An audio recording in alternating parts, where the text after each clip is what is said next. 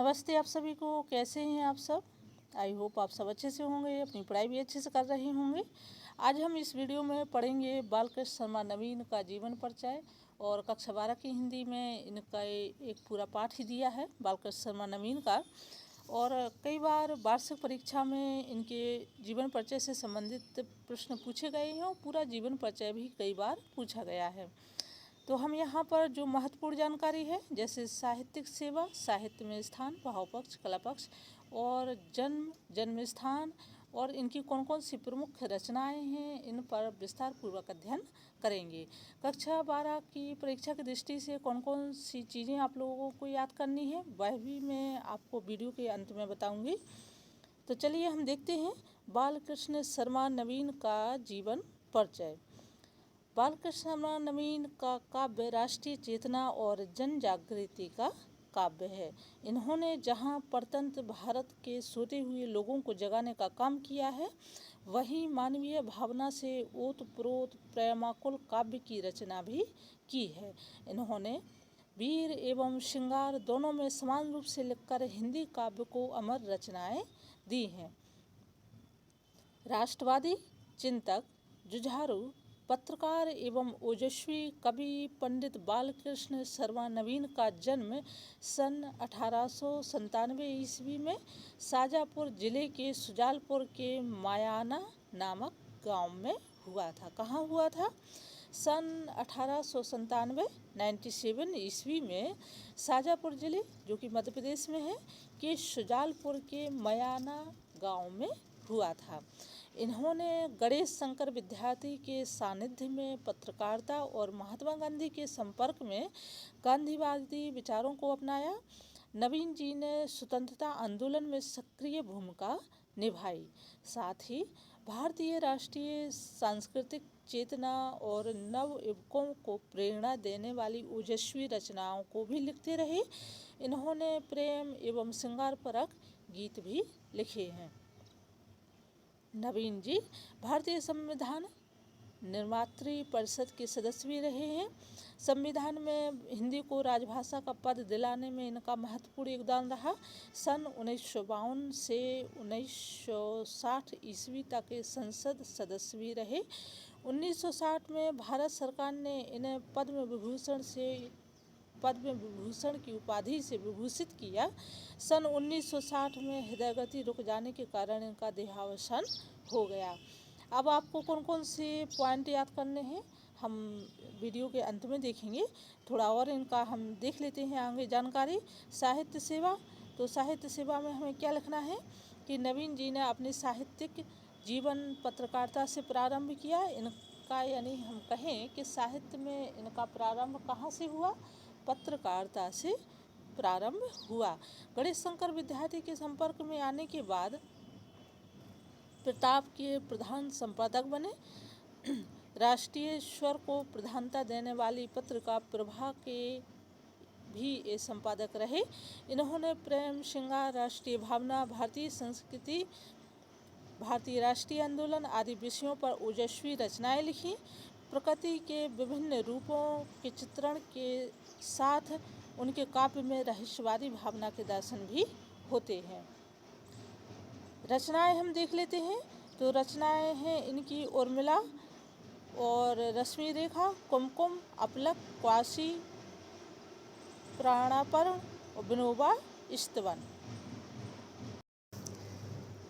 इनकी जो रचना है उर्मिला, तो उर्मिला के जन्म से लेकर लक्ष्मण के पुनर्मिलन तक की कथा वर्णित है।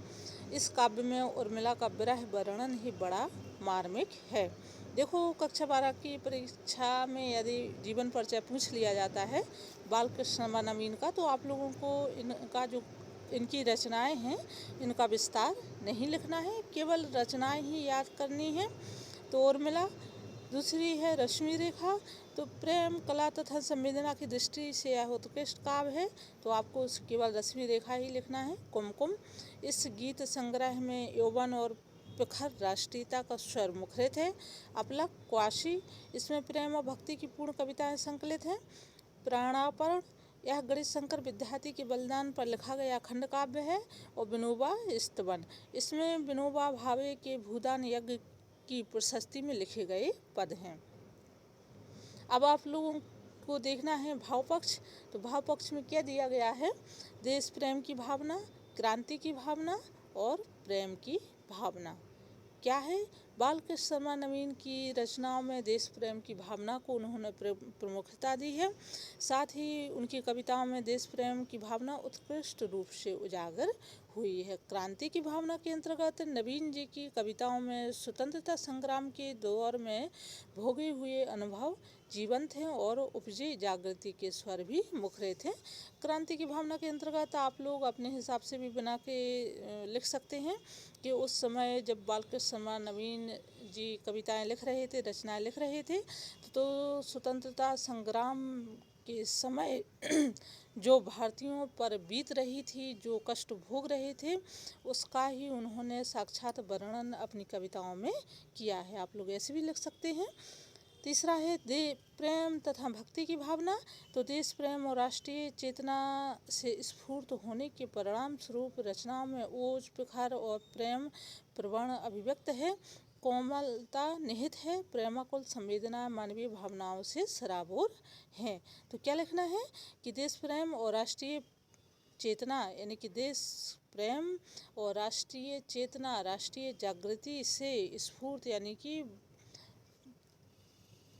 पूरे ऊर्जावान होते हुए उनकी रचनाओं में जो लिखी गई हैं, जो रचनाएं उन्होंने रचित की हैं, उसमें क्या है?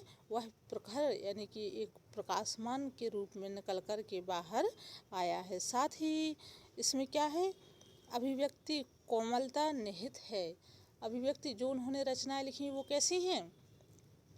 आम भाषा यानी कि उनकी भाषा कोई क्लिष्ट कठिन नहीं है। यदि हम उनकी रचनाएं पढ़ते हैं तो हमें आसानी से समझ में आ जाती हैं। तो इसको क्या बोलते हैं? प्रवण अभिव्यक्ति में कोमलता निहित है।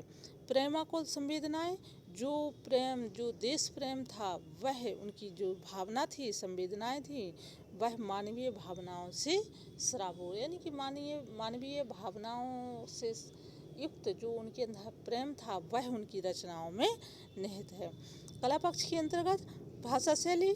तो नवीन जी तत्सम शब्द प्रधान भावानुकूल भाषा है। कैसी है? नवीन जी की तत्सम शब्द प्रधान यानी कि उन्होंने जो देखो जो शब्द संस्कृत के शब्द ज्यों के त्यों हम हिंदी में प्रयोग करते हैं तो उसको क्या बोलते हैं? तत्सम। और संस्कृत का रूप परिवर्तित होकर के जिन शब्दों का प्रयोग हम करते हैं उन्हें क्या बोलते हैं? तद्भव। ठीक है। तो अधिकांशतः उनके शब्द कैसे थे? तत्सम यानी कि परिनिष्ठ हिंदी से युक्त थे। इनकी शैली ओजपूर्ण एवं प्रबंध है। छंद योजना के अंतर्गत भावों में अनुकूल छंद योजना उत्कृष्ट बन पड़ी। प्रकृति चित्रण के विविध रूप यत्र तत्र यानी कि यहाँ वहाँ काव्य में दिखाई देते हैं। दृष्टव्य यानी कि दिखाई देते हैं। यत्र तत्र देखो यही है, जैसे यत्र और तत्र। अब ये क्या है? यत्र तत्र दोनों तत्सम शब्द हैं। अब इसका हम तद्भव क्या लिखेंगे? इधर उधर। यत्र का इधर और तत्र का उधर। ठीक है। दृष्टव्य ये भी तत्सम शब्द है, तो दृष्टव्य का तद्भव क्या होगा? दिखाई देना। ठीक है। तो ऐसे आप लोगों को लिखना है। अब साहित्य में स्थान। तो बालकृष्ण शर्मा नवीन के काव्य में राष्ट्र प्रेम, मानव प्रेम, लौकिक प्रेम तथा अलौकिक प्रेम का प्रस्फुटन एक साथ हुआ है। नवीन जी छायावाद के समांतर बहने वाली प्रेम और श्रृंगार की धारा के कवि हैं। इनका अधिकांश काव्य मानवता तथा राष्ट्रीय भावना से ओतप्रोत है, जिसके कारण हिंदी साहित्य में इनको सम्माननीय स्थान प्राप्त है। ये इनका साहित्य में स्थान है यानी कि साहित्य में इनका बहुत ही महत्वपूर्ण स्थान है। और इनकी काव्य में, इनकी कविताओं में, इनकी रचनाओं में राष्ट्र प्रेम लिख देना, मानव प्रेम लिख देना, लौकिक प्रेम, अलौकिक प्रेम का जो है पूरा एक रूप दिखाई देता है। ठीक है। यदि प्रस्फुटन आप लोग ना लिख सको तो लिख देना कि एक रूप दिखाई देता है। छायावाद के समानांतर बहने वाली प्रेम और श्रृंगार की धारा के कवि हैं। छायावादी प्रेम कैसा था? अलौकिक, आदर्श, रहस्यमय यानी कि एक किसी ऐसे के प्रति प्रेम प्रदर्शित करना जो ना है, ना दिखाई देता है, तो वो क्या है, वो रहस्यवाद है, अलौकिक है, अदृश्य प्रेम है, और वो अधिकांशतः कहाँ रहा, छायावादी युग में रहा। अब कक्षा 12 के बच्चों को क्या क्या याद करना है, तो आप लोग यहाँ देख लो कि यदि पेपर में आ जाए इनका जीवन परिचय, तो सबसे पहले तो आपको लिखना है कि बालकृष्ण शर्मा नवीन का जन्म कहाँ कब 1897 ईस्वी शाजापुर जिले के सुजालपुर के मयाना नामक ग्राम में हुआ था। यह राष्ट्रवादी चिंतक, जुझारू पत्रकार और ओजस्वी पंडित थे। इतना लिखना है। गणेश शंकर विद्यार्थी के सानिध्य का मतलब होता है कि उनकी इन्हें मित्रता या उनका इन्हें आशीर्वाद प्राप्त हुआ तथा महात्मा गांधी के संपर्क में गांधीवादी विचारों को अपनाया। इतना आप लोगों को लिखना है। और इसके अलावा ये भी लिख देना कि स्वतंत्रता आंदोलन में सक्रिय भूमिका निभाई और साथ ही अपनी कविताओं रचनाओं के माध्यम से, उच्चपूर्ण कविताओं के माध्यम से इन्होंने बहुत बड़ा योगदान दिया जन को जागृत करने में। इसके बाद भारतीय संविधान निर्मात्री परिषद के सदस्य रहे और संसद के भी सदस्य रहे। अब आप लोगों को यदि डेट वगैरह याद हो तो ठीक है। और पद्म विभूषण की उपाधि से इन्हें विभूषित किया गया। इनकी मृत्यु भी आप लोग याद कर लेना, 1960 ईस्वी में हृदय गति रुक जाने से यानी कि अटैक आने से इनकी मृत्यु हो गई। साहित्य सेवा, तो साहित्य सेवा तो आप लोग बना के भी लिख सकते हैं कि गणेश शंकर विद्यार्थी के संपर्क में आने के बाद प्रताप, जो गणेश शंकर विद्यार्थी प्रताप नामक पत्र निकालते थे उसके संपादक बने। साथ ही एक पत्रिका थी जिसका नाम था प्रभा, तो इसके भी संपादक रहे। ठीक है। और इन्होंने प्रेम, श्रृंगार, राष्ट्रीय भावना, भारतीय संस्कृति तथा राष्ट्रीय आंदोलन आदि विषयों पर रचनाएं लिखी। रचनाओं में उर्मिला, रश्मि रेखा, कुमकुम, अपलक, क्वासी, विनोबा स्तवन, प्राणापण, इतना आप लोग जितनी भी 3-4 रचनाएं याद हो जाएं और तो रचनाएं लिख देना है। मतलब ज़्यादा विस्तार नहीं देना है। कक्षा 12 की परीक्षा की दृष्टि से आप लोगों को सारगर्भित और संक्षिप्त जानकारी देनी है। भाव पक्ष में देश प्रेम की भावना, क्रांति की भावना, और इतने यदि 2 ही लिख देंगे। साथ ही प्रेम व भक्ति भावना 2 या 3 पॉइंट लिख देंगे चल जाएगा। इसी प्रकार से कला पक्ष में भी और साहित्य में स्थान वही रहा कि उनका बहुत ही महत्वपूर्ण स्थान रहा। साथ ही इन्होंने राष्ट्र प्रेम, देश प्रेम, लौकिक प्रेम जैसे कई जो है अलौकिक प्रेम आदि का इनके अंदर जो बीज अंकुरित हुआ उस पर इन्होंने बहुत ही मार्मिक कविताएं लिखी। या कुछ भी अपने हिसाब से इतने पॉइंट आप लोग देख के इनको पढ़ करके आप लोग लिख देना। या साहित्य में स्थान पूछा जाए तो लिखिए, नहीं तो यदि ना भी लिखेंगे तो भी चल जाएगा। ठीक है। तो आज के लिए इतना ही। और उम्मीद है कि आप लोगों को वीडियो अच्छा लगा होगा। वीडियो देखने के लिए बहुत बहुत धन्यवाद। और आप लोग चैनल को सब्सक्राइब करिए, कमेंट में लिखिए तो मुझे थोड़ा और अच्छा लगेगा। और पूरा वीडियो देखिए। हम आगे आने वाले समय में आप लोगों को नया जो पाठ्यक्रम है कक्षा 12 का, उसके हिसाब से फिर से आप लोगों को नए तरीके से रिवाइज करवाऊंगी। तो हम फिर मिलते हैं नई जानकारी और नए वीडियो के साथ। तब तक के लिए धन्यवाद।